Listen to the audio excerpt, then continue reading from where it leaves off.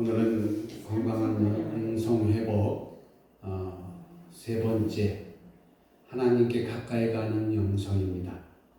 자, 이제부터 여러분들께서는 말씀을 향해서 집중하시는 시간이 되시길 바랍니다. 예수님의 생애 가운데 특이한 사건이 있다면은 오늘 본문에 나온 성전 정화 사건입니다. 공간복음서 마태, 마가, 누가 이 공간복음서에서는 이 사건이 예수님의 공생의 사역의 후반으로 그리고 십자가에 달려 돌아가시기 위해 예루살렘에 올라가셔서 행하신 그 고난주간에 있었다라고 기록하고 있어요. 그러나 공간복음이 아닌 요한복음에서는 이 성전 성화 사건을 예수님 사역의 초기에 있었던 일로 기록하고 있어요.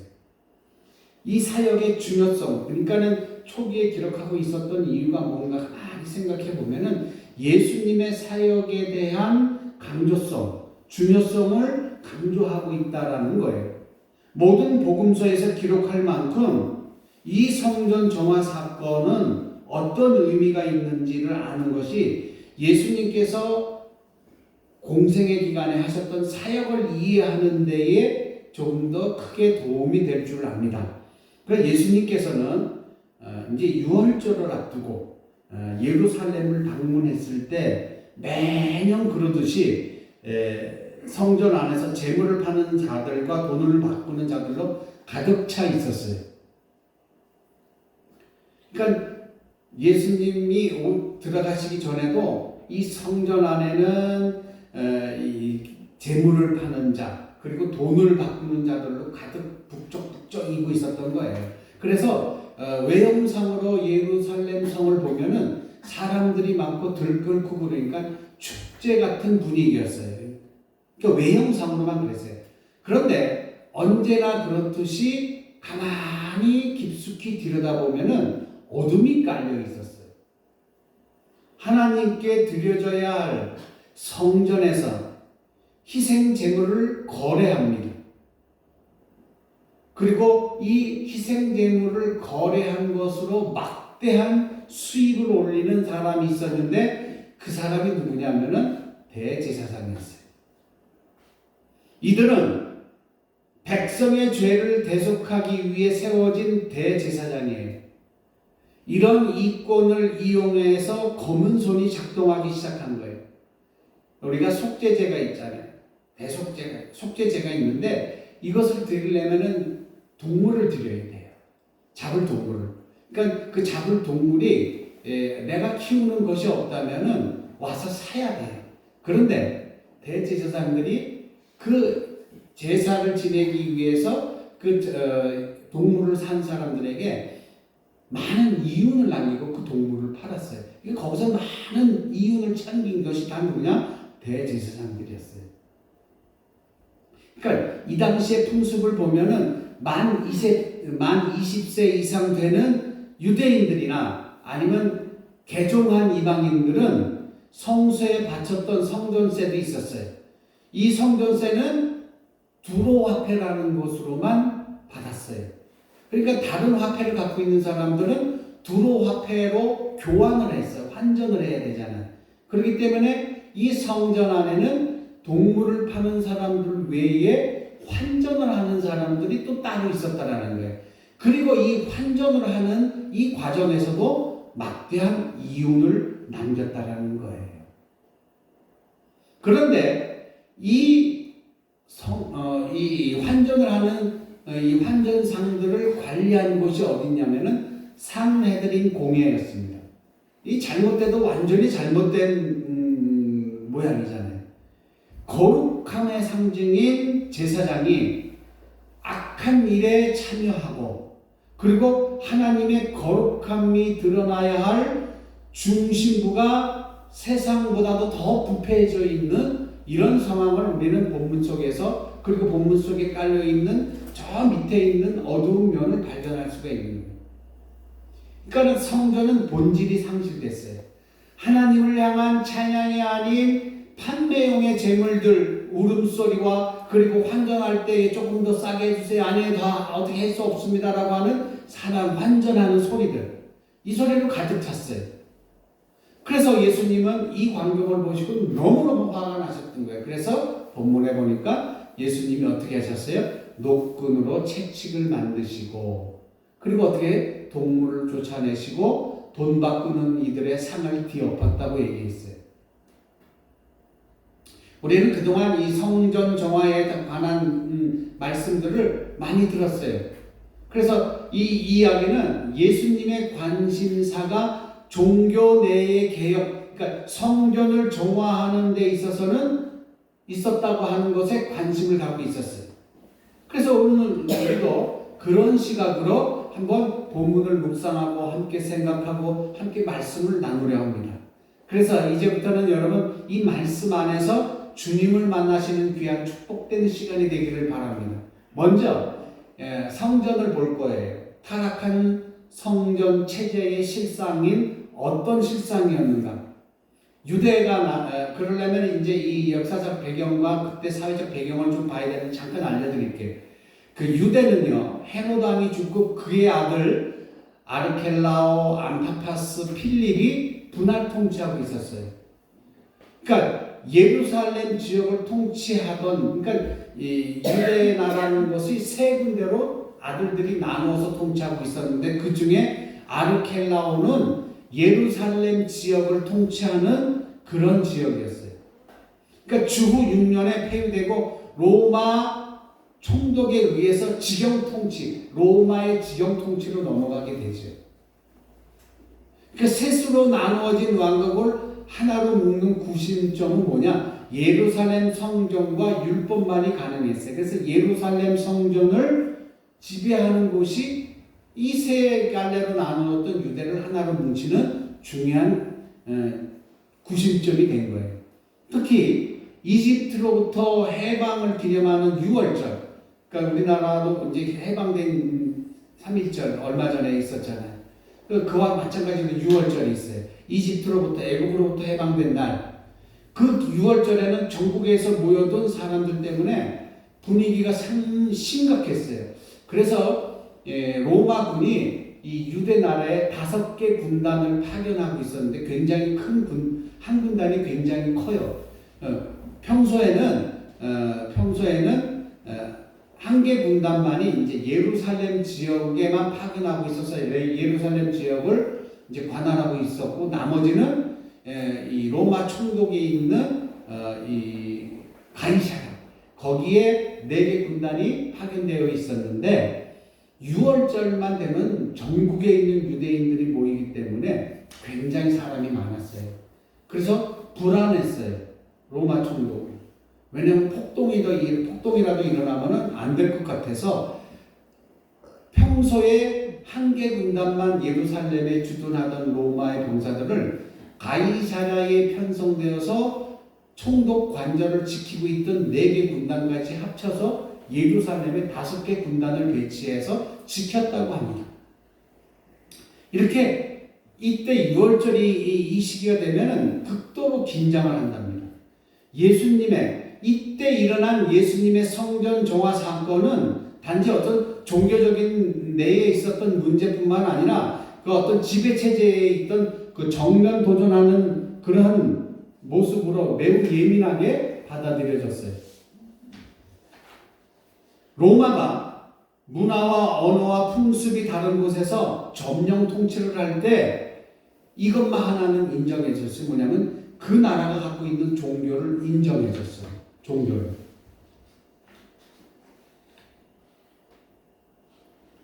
그래서 군사적인 힘으로만 이 나라를 침략해서 점령한 나라를 지배할 수 없으니까 그 침략당한 나라의 종교를 인정해서 그 나라의 사람들에게 편안함을 갖게 했던 거예요. 그래서 국민을 감시하고 힘으로 누르는 데 있어서는 어마어마한 군사력도 소요가 되긴 하지만 종교를 인정해주고 종교를 장악해버리면 그래도 어느 정도 수월했어요. 그러니까 로마는 독립적으로 그 당시에 유대인으로만 구성이 되어 있는 조직이 있었는데 그것이 뭐냐? 산헤드린이라고 하는 원론격인 그러한 조직이었어요. 그 지도 체제를 가만히 보면은 그들만의 율법, 종교의식, 고유한 복장, 제사장이 입는 고유한 제사장 복장, 그리고 종교적인 문화를 간직하고 있었어요. 산헤드린에서. 그리고 6월절이 되면 산헤드린의 대제사장이 고유한 복장, 대제사장복을 입고 나타나서 민족의 자존심을 높여주고 순례객들의 환호를 받는 거예요. 여러분들이 이제 교황이, 여러분 TV에서 가끔 보죠. 로마 교황청에서 교황이 나타날 때는 그냥 안 나타나요. 교황이 입는 옷이 있고 모자가 따로 있어요. 그와 마찬가지로 그 이때의 대제사장이 입는 옷이 정해져 있었어요. 그런데 문제는 여기서 발생합니다. 아까 제가 그랬죠. 로마가 군사적으로 할 수 없으니까 종교적인 것을 인정해준다. 그런데 이 종교적인 것을 인정해주면서 무엇을 실행했느냐면 뭐냐면은 예배를 드리려면은 로마 총독 관저의 허락을 받아야 됐어요. 너희들 할 수 있는 대로 다 해. 그러나 예배 드릴 때 신고하고 예배 드려. 이거였었어요.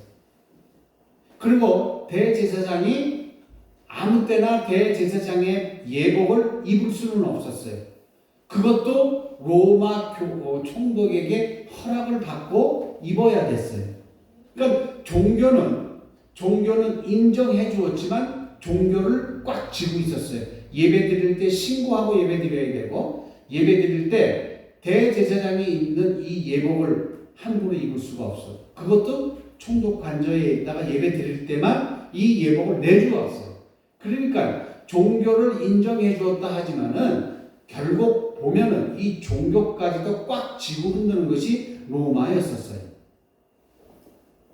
만약에 예배 드리려고 할 때 로마 총독이 아니 안 돼, 지금 안 돼 하면은 예배를 못 드린다는 거예요. 그러니까 허수아비죠. 종교조차도 로마의 허수아비였었어요. 허수아비. 그런데 백성들 앞에서 로마에 맞서는 척하는 부류가 있었는데 그게 뭐냐? 산헤드린 공회와 종교 지도자들이었어요. 뒤로 보면은 로마의 하수인이면서 백성들 앞에서는 로마에 맞서는 척하고 있었다라는 거예요. 성전 체제는요, 로마의 통치를 가능하게 했어요. 예수님의 성전 사건은 종교 권력자들의 집권 욕망의 가면을 벗어내는 중요한 계기가 됐어요. 그리고 이 검은 가면을 쓴 종교 지도자들의 거룩한 예배를 빙자해서 가난에 찌든 백성들의 고요를 빨아먹는 것까지도 수탈하는 그 작태를 향한, 그런 일들을 향한 거룩한 분노였던 거예요. 그렇게 되니까 교회가 어떻게 돼요? 본질을 잃어버렸어요. 지금의 한국 교회는 사회로부터 많은 칭찬을 받았잖아요.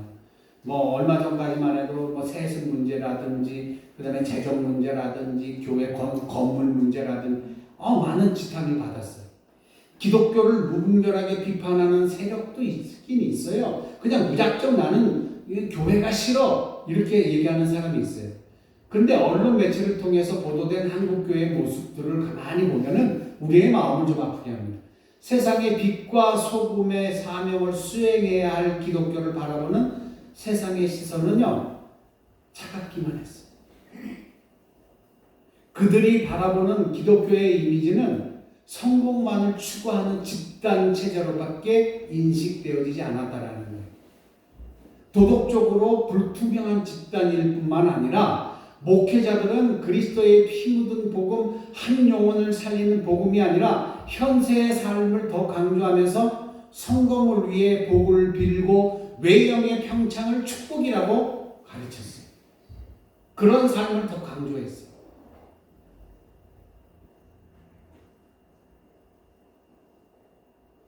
성공을 위해 복을 빌고 외형의 평창을 축복하는 이런 비성경적인 말들을 쏟아내고 세상의 성공과 다를 바 없는 잘못된 성공주의를 부추기고 있었다는 거예요. 그 오류는 어디서 왔느냐? 성경적 가치관을 벗어난 결과였어요. 예수를 따르기로 결단하고 나선 사람들이 모인 곳, 그리스도의 몸, 성령으로 하나 되어 시작된 것이 어디예요? 교회 공동체. 그러나 이제는 그리스도가 없는 공동체로 전락한 것 같아요. 우리가 한번 우리 교회도 점검해보고 우리 자신도 점검해봐야 돼요. 예수님께서 마주하셨던 6월절 예루살렘의 성전 모습이 비단 성경에 기록된 그 모습으로 나타나는 것이 아니라 지금 나의 신앙생활과 신앙생활의 상태와 우리 교회의 모습이 어떠냐, 이것도 한번 생각해보고 인정해야 될 것은 인정해야 돼요. 그러면 본질을 잃어본 교회가 어떻게 해야 되느냐? 참된 성전의 모습을 회복해야 돼요. 본질이 사라져버렸다고 했잖아요. 본질을 잃어버렸다고 했잖아요. 본질이 사라져버린 성전 앞에서 예수님은 어떻게 했어요? 돈으로 매수하던 매매하던 그런 사람들을 다 내쫓았잖아요. 그리고 돈 바꾸는 사람들의 상을 뒤엎었어요. 이 상황으로 갑자기 쏟아져 나온 동물들과 그리고 이 동물들 자기 거를 동물들이 뛰어나가니까 잡으려고 하는 이 장사꾼들, 그리고 광장 바닥에 떨어진 돈소리와 이 돈을 주워 모으는 환전상들의 행동으로 조용했던 성전이 갑자기 시끌벅적했더라는 거예요. 그러자 이걸 지켜보던 유대인이 이렇게 얘기합니다. 요한복음 2장 18절에서 내가 이런 일을 행하니 무슨 표적을 우리에게 보이겠느냐, 이 얘기를 했어요. 유대인들의 이 말 속에는 성전에서 장사하는 이들을 내쫓고 산을 엎으시는 예수님의 당당한 행동과 명령의 근거를 제시하라는 거예요. 왜 그렇게 했는지, 이렇게 하는 이유가 뭐야? 당신이 이렇게 하는 이유가 뭐야? 그 근거를 제시해봐. 이렇게 얘기하는 거였었어요. 당신이 뭔데 여기서 이런 소망 행위를 펼치느냐 이거예요.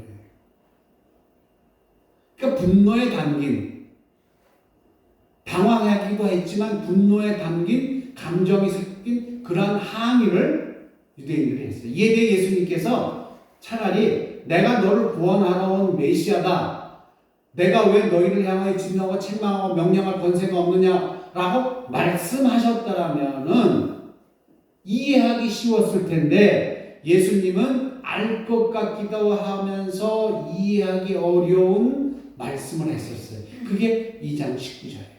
오늘 본문의 2장 19절. 예수께서 대답하여 이르시되 너희가 이 성전을 헐라 내가 사흘 동안 일으키리라. 12절에서 뭐라고 했어요? 당신이 뭔데? 이런 권리가 뭐고? 예? 왜 이렇게 했느냐? 그랬더니 내가 너희를 구원할 메시아다, 이렇게 얘기하면 이해가 쉬웠을 텐데 이런 얘기를 안 했어요. 너희들이 이 성전을 헐라 내가 사흘 만에 짓겠다, 이 이야기를 하신 거예요. 그러니까 유대인들이 지금까지 믿고 있던 성전에 대한 개념까지 뒤집어 놓으신 그러한 답변이었어요. 이 성전을 헐라 내가 사흘 동안에 일으키리라, 이 말씀의 의미가 무엇인지 본문에서 또 설명하고 있어요. 이 말씀은 제가 표준 세번역 개혁판으로 말씀드릴게요. 21절부터 22절까지. 그러나 예수께서 성전이라고 하신 것은 자기 몸을 두고 하신 말씀이었다.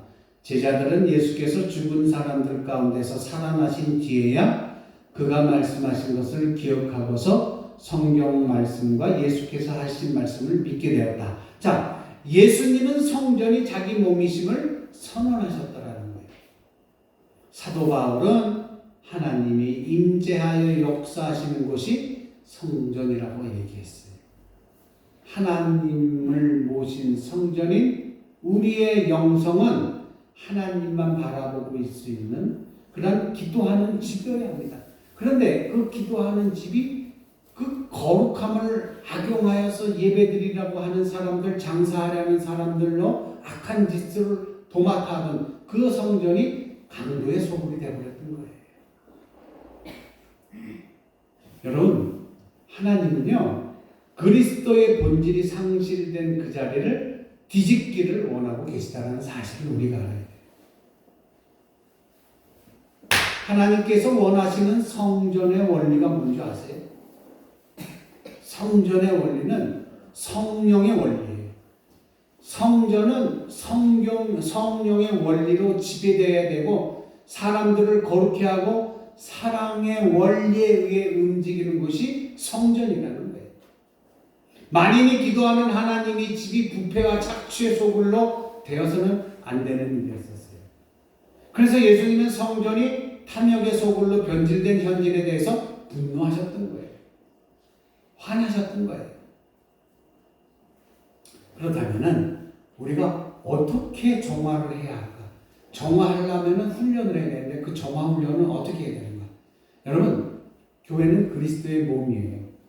그리스도인들이 모인 공동체예요. 교회의 본질은 그리스도를 드러내야 하는 거예요. 그런데 지금 한국교회는요, 하나님의 영광을 드러내기는커녕 세상의 질타를 받고 있잖아요. 사순절 기간 동안 한국교회는 진심으로 우리의 죄악된 모습을 내려놓고 교회의 본질을 찾아가는 그러한 일들을 해야 될 겁니다. 어떤 건축이든 어떤 건물의 리모델링이든 먼저 해야 될 것이 있는데 그게 뭐냐? 철거 작업이에요. 철거 없이는 건축이든 또한 리모델링이든 있을 수가 없어요. 예수님은 지금 내가 짓겠으니 너희가 부수라고 말씀하시는 거예요. 예수님이 성전에 들어오셔서 보시고 쫓아내시고 엎으신 행동은 헐어버리고 다시 짓겠다라고 하신 말씀이에요. 그런 의도된 행동이라는 거죠. 오늘 우리는 사순절 세 번째 주일을 보내고 있어요. 교회사적으로 이 주간에는 유혹에 관한 주제들을 다루고 있고 이를 통해 악한 영에 대적할 것을 결심하는 그러한 주간이기도 하죠. 하나님은 죄악으로 가득 찬 우리의 자리가, 한국교회의 자리가, 우리 그리스도인의 자리가 세상의 성공이 아닌 그리스도의 십자가의 자리로 돌아서기를 원하고 계시다는 사실을 우리는 깨달아야 합니다. 여러분들이 잘 되라. 그래서 우리 가끔 축복받으세요. 여러분, 이 복의 개념은 여러분 어떤 개념으로 얘기해요? 솔직하게. 돈 많이 보세요. 사업 잘 되세요. 이런 개념으로 얘기하시죠. 솔직하게. 복 받으세요. 그런데 본질적으로 그리스도인들이 복을 받으세요라고 얘기할 때는요, 성령의 복을 받으라고 이야기를 해줘야 돼요. 할렐루야. 이게 없이는 안 돼요. 여러분, 물질 만능주의로 교회가 변하고 있어요. 목사님들이 축복 기도할 때 저도 이제 가끔 그런 기도를 합니다. 그 마음에 걸려요. 여러분들의 헌금하고 나서 자녀들을 위한 기도할 때 여러분들의 자녀, 사업하는 자녀들에게는 번창함이, 그리고 직장 다니는 자녀들에게는 기쁜 소식. 이게 다 뭐예요? 다 물질적인 축복하고 연관이 되어 있는 거 아니에요. 저도 반성하겠습니다.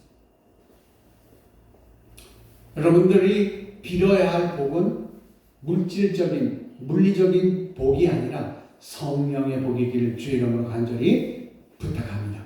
이게 있어야 돼요.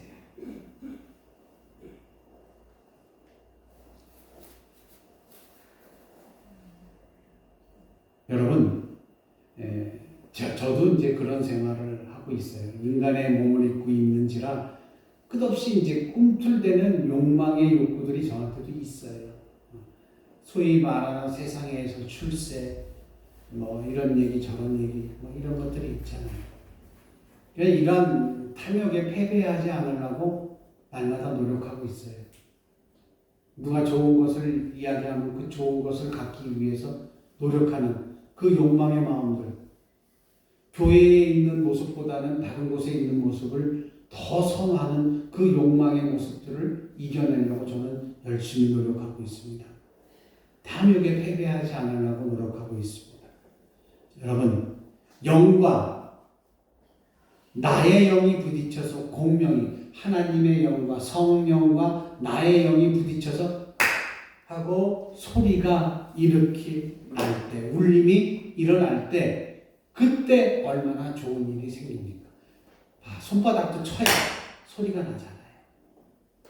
예? 우리의 영과 하나님의 성령이 함께 부딪혀서 울림이 있어야 되는 거예요. 교회는 이 울림이 있어야 되는 거예요. 우리 영은 세상에 살면서 무디어지고 있지만 매주 매일매일마다 성령과 함께 부딪히고 성령과 함께하는 모습으로 이 세상에 살면서 무디어지는 그리스도인의 영, 우리의 성령을 자꾸 회복시켜 나가야 될 겁니다. 우리의 영이 성령과 부딪혀서 울림의 소리가 점점 없어지면요, 어떻게 되는지 아세요? 예배가 재미없어져요. 기도하는 시간은 지루하고요.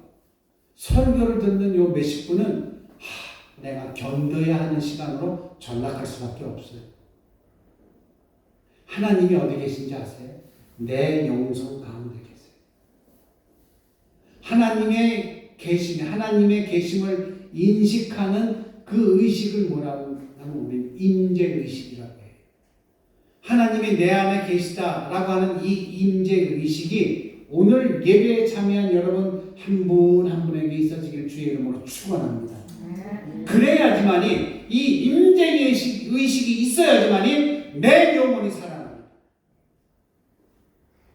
내 살아난 영혼이 하나님의 영과 마주치면 예배의 시간, 지금 드리고 있는 이 예배의 시간은 신령한 시간이 되고 축복된 시간이라는 거예요.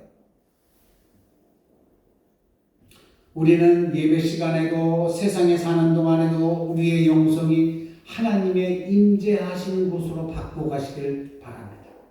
그리고 예배 시간에도 세상에 사는 동안에도 나는 항상 우리의 영성은 항상 하나님의 음성을 듣는 그러한 영성으로 변해가길 주의 이름으로 간절히 축원합니다. 이제 말씀과 함께 세상으로 나아가는 시간 갖도록 하겠습니다. 여러분 한번 물어보세요. 내 안에 성령이 계신가?